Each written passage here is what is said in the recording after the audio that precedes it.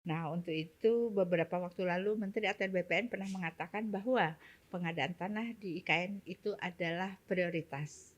Nah, Mbak Dirjen dalam hal ini adalah Dirjen Pengadaan Tanah. Apa perannya Mbak Dirjen dalam pengadaan tanah di lokasi IKN ini?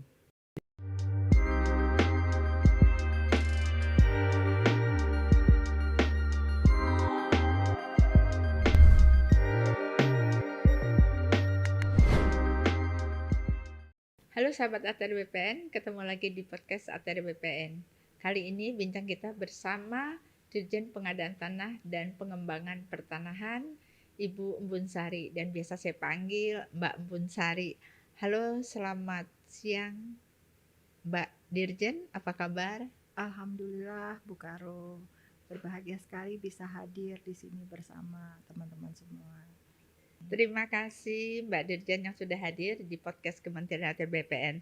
Tentunya topik kita kali ini kita akan mengangkat terkait dengan pengadaan tanah di wilayah IKN. Tentunya pembangunan pasti akan diawali dengan persiapan lahan. Nah, untuk itu beberapa waktu lalu Menteri ATR BPN pernah mengatakan bahwa pengadaan tanah di IKN itu adalah prioritas. Nah, Mbak Dirjen dalam hal ini adalah Dirjen Pengadaan Tanah. Apa perannya Mbak Dirjen dalam pengadaan tanah di lokasi IKN ini? Baik Mbak Karo, jadi kalau Kementerian ATR BPN kita menyelenggarakan urusan pemerintahan di bidang pertanahan. Kementerian ATR BPN itu wajib memastikan tanah tersedia bukan hanya untuk IKN tetapi juga untuk keseluruhan infrastruktur pembangunan di negara kita. Dan khusus untuk IKN, saya juga kebetulan dipercaya menjadi koordinator bidang infrastruktur dan pertanahan di tim transisi OIKN. Wis, luar biasa ya Bu ya. Ibu betul-betul perkasa. Baiklah Mbak Dirjen, untuk tahap pertama pembangunan dilakukan di mana? Nah, Berapa luas pengadaan tanah di lokasi IKN untuk tahap pertama ini? baik Mbak Karo, jadi sebelum saya cerita lebih lanjut mengenai pengadaan tanah, saya cerita dulu bahwa luas IKN ini keseluruhan 256.000 hektar dan di dalamnya ada KIPP. KIPP itu kawasan inti pusat pemerintahan, luasnya sekitar 6.671 hektar. Dan untuk tahap pertama sampai dengan pembangunan 2024, karena kan Pak Presiden mengharapkan bahwa 17 Agustus 2024 kita melaksanakan upacara memperingati kemerdekaan 17 Agustus itu di IKN. Jadinya kan kita harus pastikan lahannya clean and clear, kita harus pastikan pembangunan dapat kita mulai dan diselesaikan tepat waktu. Jadi untuk itu kita melakukan kalau di Undang-Undang 3 2022 itu perolehan tanah untuk IKN itu ada dua cara. Kalau kawasan hutan itu melalui pelepasan kawasan hutan, kalau APL atau areal penggunaan lain yang dikuasai masyarakat, kita melaksanakan pengadaan tanah sebagaimana ketentuan peraturan perundang-undangan yang berlaku. Baik, sebetulnya tadi pertanyaan lanjutannya, setelah itu ada tahap pertama dilakukan di mana, berapa luas pengadaan, Oke. tentunya berapa anggaran yang harus dipersiapkan untuk pengadaan tanah di tahap pertama ini? Oke, jadi gini, tahap pertama yang akan dibangun itu di KIPP antara lain ada istana negara, kemudian ada perkantoran menteri, Menko, kemudian ada juga rumah ASN, non ASN, juga kan pasti untuk infrastruktur dibutuhkan jalan, jalan lingkar, jalan tol, dan untuk air minum ada IPAL, kemudian juga ada masjid negara dan banyak infrastruktur lain, itu ada sekitar 60 titik yang akan dibangun utamanya di KIPP.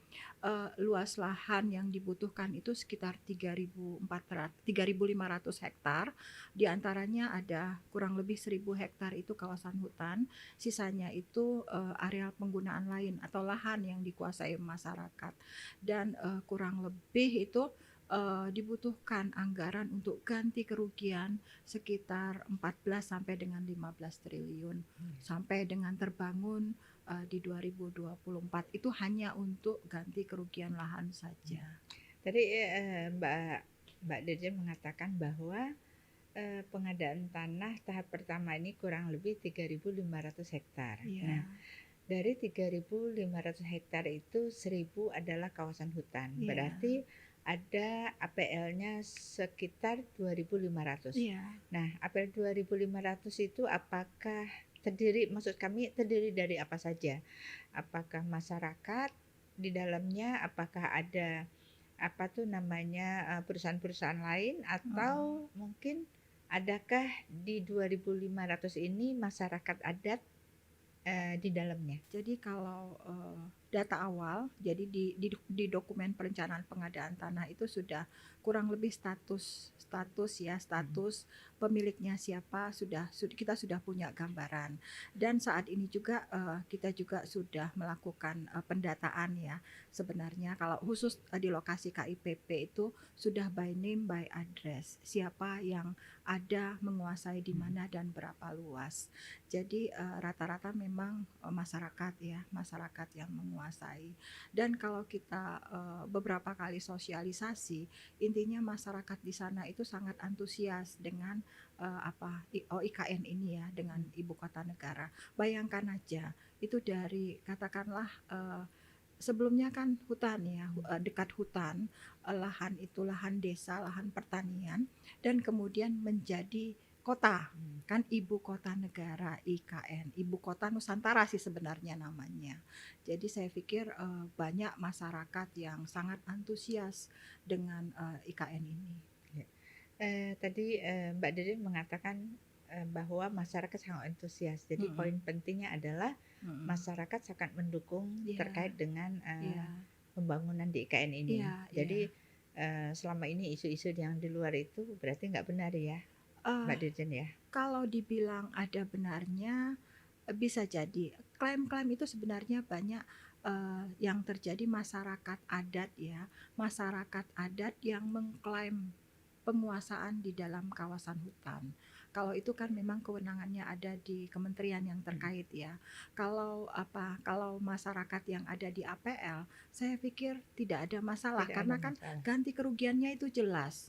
Apalagi bahkan Pak Presiden kita sendiri berulang kali bilang bukan ganti kerugian tetapi ganti untung. Karena kan dalam pengadaan tanah itu mereka diganti rugi itu dengan harga pasar.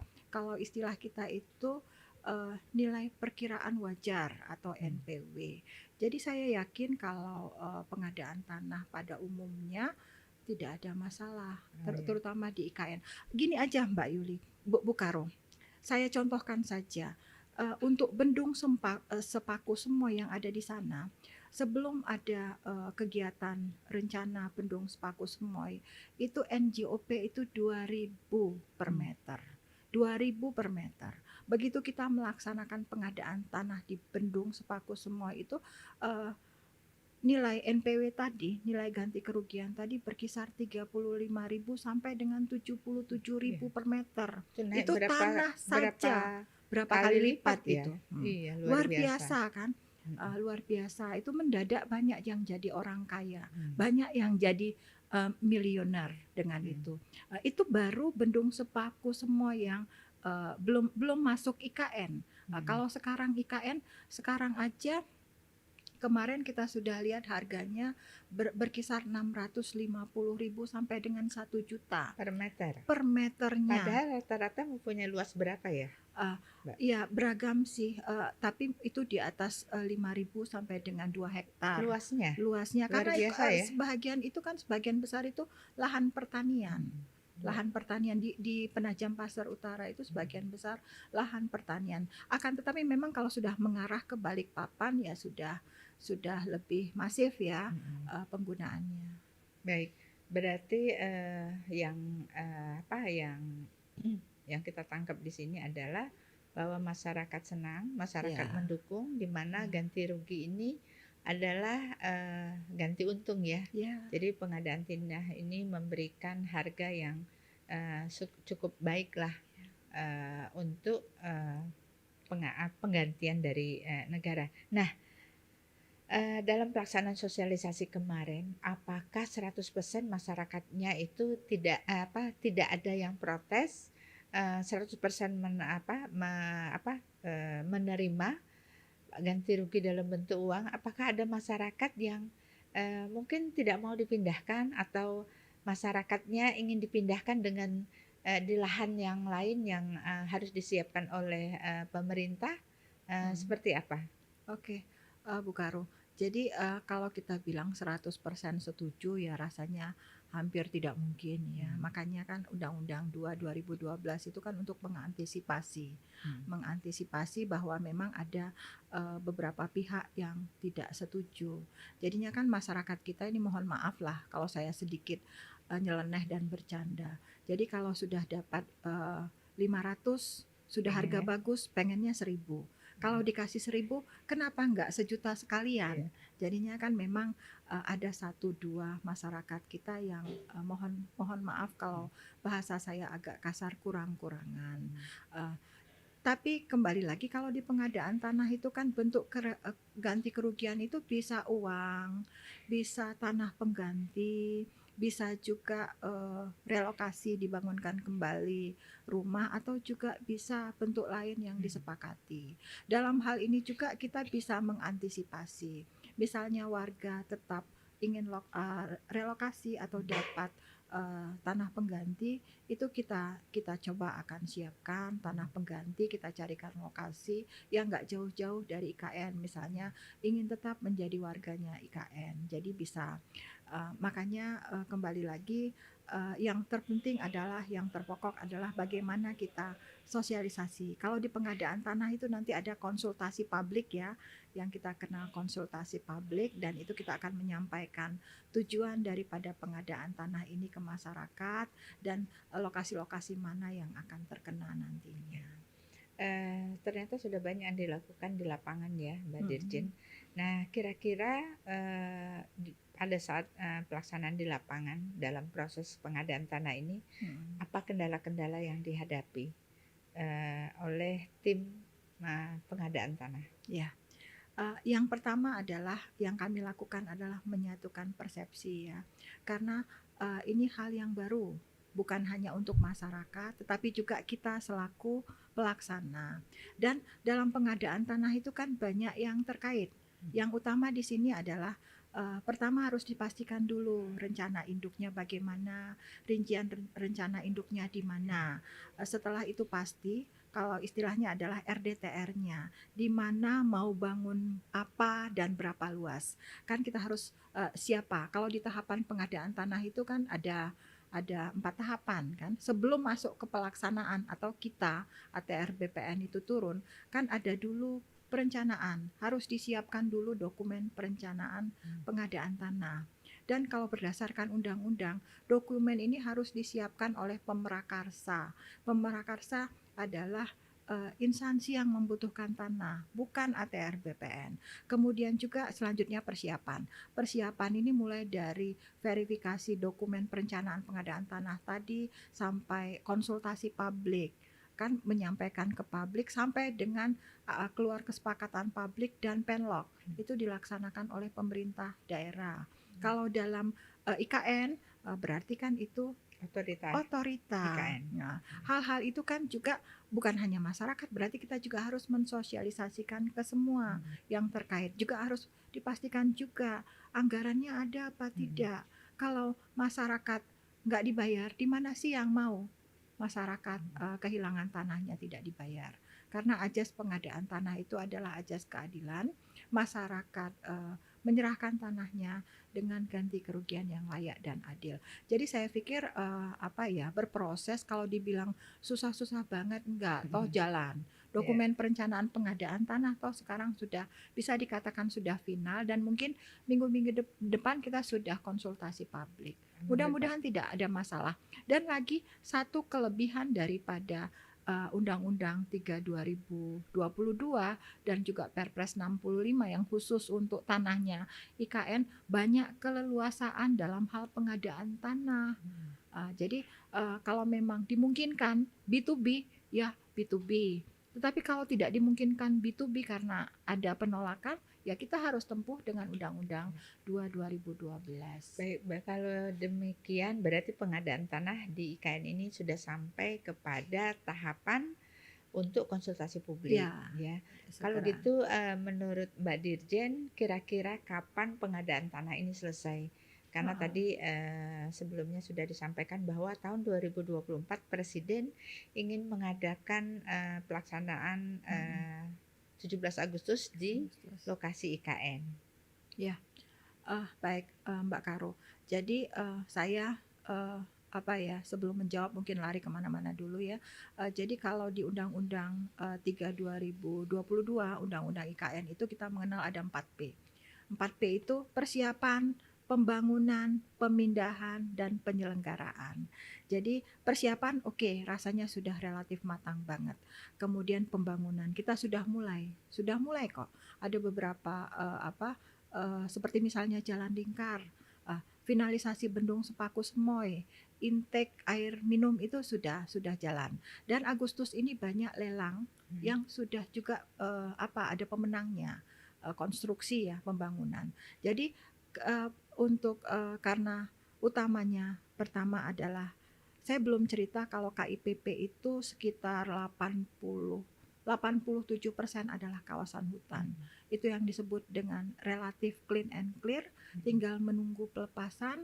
Dan sebenarnya sebelum pelepasan juga kalau konstruksi berjalan, ya boleh-boleh saja dengan izin daripada kementerian terkait ya. Karena kan sudah banyak nih lelang yang selesai, berarti kan harus jalan pembangunannya. Sambil paralel kita menyiapkan pengadaan tanah, karena itu hanya di sebelah selatan ya, yang APL di sebelah timur laut ya, di sebelah timur laut yang terkena pembangunan infrastruktur yang di APL. Jadi kalau yang di APL dan di KIPP itu relatif saya pikir tidak ada masalah, karena walaupun konsultasi publik ini akan mungkin insya Allah minggu depan kita laksanakan, tetapi kita sudah punya sebenarnya data inventnya by name by address yang tadi saya sebutkan. Jadi begitu sudah konsultasi publik, sudah kesepakatan publik, saya berharap itu tidak lama, tidak membutuhkan waktu lama. Kemudian penlok, begitu penlok jadi kalau di undang-undang untuk ident invent itu 30 hari, tetapi kan kalau lihat jumlah bidangnya ada dan data kita sudah relatif lengkap, itu tidak memakan 30 hari harusnya, dan appraisal setelah itu. Dan juga saya pikir kami di OIKN itu sudah melakukan MOU juga dengan MAPI. MAPI ini Masyarakat Asosiasi Penilai Indonesia, yang kita kan nilai itu ditetapkan oleh penilai ya, jasa penilai, asosiasinya MAPI. Kita sudah koordinasi intens. Jadi saya pikir insya Allah semuanya dapat berjalan dengan segera, dan sebelum akhir tahun diharapkan sudah beres. Sudah selesai. Berarti dari penjelasan tadi bahwa pelaksanaan pengadaan tanah di IKN sampai saat ini berjalan sesuai dengan time schedule kita. Time schedule-nya ya. Nah, sudah itu sampai saat ini juga belum ada pengadaan tanah yang kita bayar karena baru batas inventarisasi, dan mungkin minggu depan baru masuk ke konsultasi publik, baru nanti ada penilaian dan tahapan-tahapan selanjutnya. Nah, paling cepat kira-kira kapan pelaksanaan pembayaran? Gini Mbak Yuli, tadi saya juga menjelaskan bahwa ada pengadaan tanah yang dengan tahapan, ada pengadaan tanah B2B, B2B. Jadi misalnya jalan lingkar yang dibuat itu ya, jalan lingkar yang dibuat itu kan dari dalam kawasan hutan. Jadi kalau nemu lahan masyarakat kecil-kecil kan, namanya jalan lingkar kan, kalau masuk ke APL nemu lahan masyarakat, itu kita ukur, kita appraisal, langsung dibayarkan.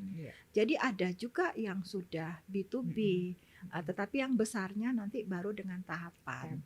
Jadi pengadaan tanah tidak menghambat pembangunan infrastruktur Di Ya. beberapa tempat ada yang sudah selesai dengan B2B, karena sebelumnya juga kan ada yang sudah selesai juga, yang Bendung Sepaku Hmm. Semoy, itu Ya. juga kan di lokasi Berarti sana. kalau demikian pengadaan tanah ini sebetulnya sudah berjalan ya, Ada Mbak yang Dirjen. sudah Nah, berjalan. terkait dengan pengadaan tanah yang sekarang, infrastruktur yang sekarang sudah terbangun, seperti bendungan Heeh. dan jalan, apa yang sudah dilakukan oleh kita. Nah, tadi disampaikan bahwa pengadaan tanah ini melalui tahapan dan ada juga melalui B2B. B2B. Nah, apa bedanya sih pengadaan melalui tahapan dan B2B? Nah, Oke. untuk pengadaan melalui tahapan ini dilakukan oleh Instansi yang kita membutuhkan yang membutuhkan tanah tanah. kan. Nah, Heeh. untuk B2B ini apakah pengadaan tanah juga melalui kementerian Oke. kita ATR Nah, BPN atau melalui Kementerian PUPR? jadi begini Mbak Yuli, kan saya tadi sudah menyebutkan ada pengadaan tanah yang B2B. Kenapa? B2B itu artinya pengadaan tanah langsung ya. Pengadaan tanah langsung, instansi yang membutuhkan tanah itu langsung membayar ke masyarakat.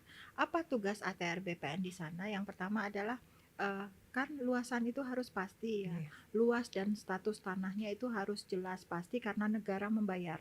Walaupun ya langsung dibayar Mm-mm. oleh PUPR, berarti harus dipastikan dulu ke Ngukurnya kita. tetap BPN. Ngukur kita. Kita nanti dari kantor pertanahan itu kan selalu itu Mm-mm. kami komunikasi intens. Nemu nih lahan APL gitu kan, ada Mm-mm. masyarakat. Nanti dari kantor pertanahan kita minta untuk turun, Mm-mm. mengukur, memastikan status tanahnya. Mm-mm. Kemudian nanti dari instansi itu akan meminta appraisal untuk menilai. Setelah dapat nilainya berapa besar ganti kerugian, dibayar. Oh, berarti Heeh. pengadaan tanah B2B itu sama dengan pengadaan tanah Pembelian berskala kecil. kecil, Oh, iya. yang dapat dilakukan Heeh. langsung oleh Langsung yang oleh memenuhi, instansi yang yang membutuhkan membutuhkan tanah. tanah. Heeh. Oke, baik. Di dalam pengadaan tanah ini, Mbak Mm-mm. Dirjen tentunya apakah sudah menganut menggunakan undang-undang Cipta Kerja. Cipta Kerja? Oke, baik, baik Bu Karo. Jadi Undang-Undang Cipta Kerja atau Undang-Undang 11 tahun 2020.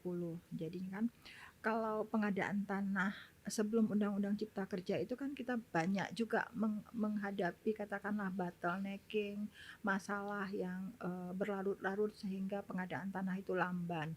Pengadaan tanah lamban sehingga menyebabkan pembangunan tertunda karena pembangunan kan kembali lagi butuh tanah.